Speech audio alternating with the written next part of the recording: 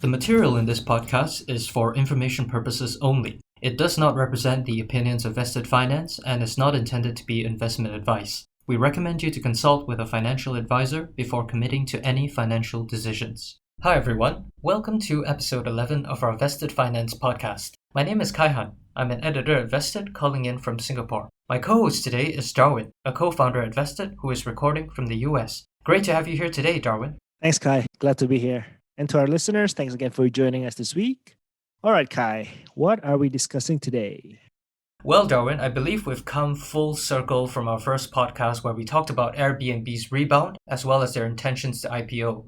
COVID has been escalating, putting an immense strain on global travel and bringing most businesses to a standstill. Yet Airbnb seems to have prevailed, and it looks like they will keep to their word and will IPO in December. Yes, this is really a testament to the resiliency of their business. As the world grounded to a halt due to COVID-19, global travel came to a standstill, as you say, so did Airbnb's business. But unlike its hotel competitors, Airbnb's business model proved to be much more resilient. So roughly you can categorize travel into four categories. You can do international travel, which then goes to inside cities or outside cities, or you can do domestic travels with, again, you go to inside cities, outside cities, right? COVID-19 really pretty much halted international travel and severely diminished travel within cities. To illustrate how bad of a shock the pandemic was to Airbnb's business, you can look at the company's gross booking value. This is the amount of money users spend on lodging and experiences on Airbnb. So the gross booking value went down from 3.5 billion in February to negative 900 million in March. That's a negative of $4.4 billion swing in just 1 month. Without international travel, what remained was domestic travel to areas outside the city. This has become key to Airbnb's business recovery because, unlike its competitors, Airbnb has lodging supply in all the four categories I mentioned above. As the pandemic forced workers to work remotely, city residents to flee to the suburbs, and domestic travel, specifically short distance travel outside the top 20 cities and longer term stay, rebounded. Bookings have mostly recovered through the summer for Airbnb, although as of September, it's still about 17% lower compared to the same period of last year. Still, some recovery is better than none. How's Airbnb's recovery compared to its competitors? It's probably more fair to compare Airbnb to an OTA, online travel agent service, than, say, traditional hotels, since both Airbnb and OTAs have asset-light marketplace model that match lodging supply and demand. So let's compare Airbnb with Booking.com, one of the preeminent OTA. Booking.com offers both hotels on its websites and also alternative accommodations such as private homes, apartments, etc. When you compare the two, Airbnb has recovered faster. Booking.com saw its gross booking value over the first 9 months of 2020 decline by 63% over the same period in 2019. If you compare that to Airbnb's number, Airbnb only saw a 39% decrease. This is because hotel and international travel has not returned for Booking.com. Okay, so we know that Airbnb is resilient, but what about their profitability? So far, Airbnb has not achieved consistent operating profitability. This means that the business is not yet efficient.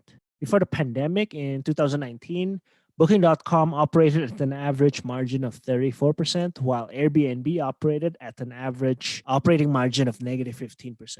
Now, to be fair, Booking.com is a much more mature business and it's at scale, while Airbnb is still growing and is still investing heavily in its growth. That said, though, it's very likely that the business of alternative accommodations, lodgings in apartments and homes, not hotels, is less profitable in general. So in its latest quarterly earnings, Booking.com mentioned that as their alternative accommodations business grows, their overall profit margin will actually decline since the alternative accommodation business has higher customer service costs and variable availability. The property owner may want to use the space for themselves during peak holidays, so that in terms of unit economics, reduce the profitability of that type of lodging. But back to Airbnb's lack of profitability. Because of the pandemic, in Q1 and Q2 of 2020, the company was deeply unprofitable. Operating margins were negative 39% and negative 174% for those 2 quarters. So Airbnb took drastic measures. It cut costs and marketing. It laid off 25% of its workforce, which is about 1,900 positions, and stopped all marketing. So these moves saved the company about $800 million.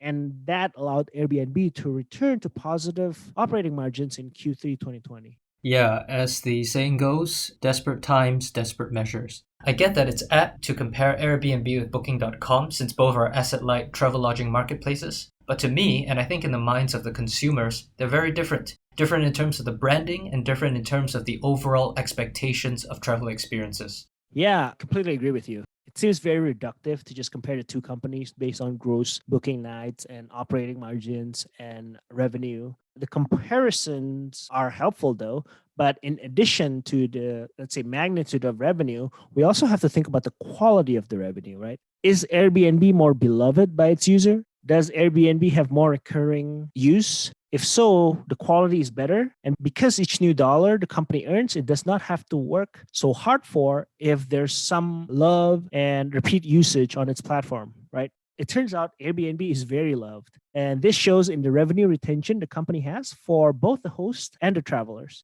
You can see the retention chart on our blog post, which we will link in the show notes. But Airbnb is beloved by its hosts. On the host sides, even after 4 and 5 years, retention revenue is more than 90%. For the 2014 cohort, that number is actually 100%. Almost all of its hosts stayed on the platform years after they signed up to become a host. Despite COVID-19 disruptions and the decline in bookings associated with that, the number of active listings in the first 9 months of 2020 remained stable at around 5.6 million. On the traveler side of the equation, the retention rate is almost 50% after 5 years. In other words, almost 1 in 2 travelers continue to use Airbnb's platform after 5 years. In fact, 69% of revenue in 2019 was generated by repeat guests compared to 66% in 2018. What this all means is that over time, the business can become more efficient because you don't have to spend sales and marketing to obtain hosts or to obtain more users. This strong brand has allowed Airbnb to still be the destination for travelers seeking lodging even without advertising. I mentioned at the top that it stopped all marketing, right? But still, in January to September 2020, about 91% of all traffic to Airbnb came organically through direct or unpaid channels. This really bodes well for the future efficiency of the business. Now contrast that to Booking.com. The revenue quality may not be as high, its brand strength is not as strong, and generally hotels dislike Booking.com's service. To summarize, the diversity of lodging supply has supported Airbnb's business during these trying times, but it's not profitable yet, at least on a consistent basis. Also, Airbnb's users love them.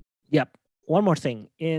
So this is from the S1. Airbnb disclosed that the company actually received a notice from the tax department, the IRS, and it may have a tax liability that is higher than it expected. So for the 2013 tax year, the IRS is proposing an increase in the company's taxable income that could result in an additional expense and cash liability of order of $1.35 billion, plus penalties and interest. So this exceeds their current reserve by more than $1 billion. So definitely something to keep a lookout for in the near term.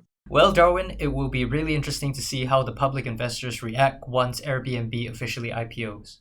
Airbnb will only be one of several high-profile businesses IPOing in the next month or so. So it's going to be a very busy week until the end of the year. Thanks, Darwin, for your insights. To our listeners, we hope you've enjoyed listening to this episode. For more insights into markets and emerging technologies, please visit our blog at vested.co.in. As always, take care and stay safe.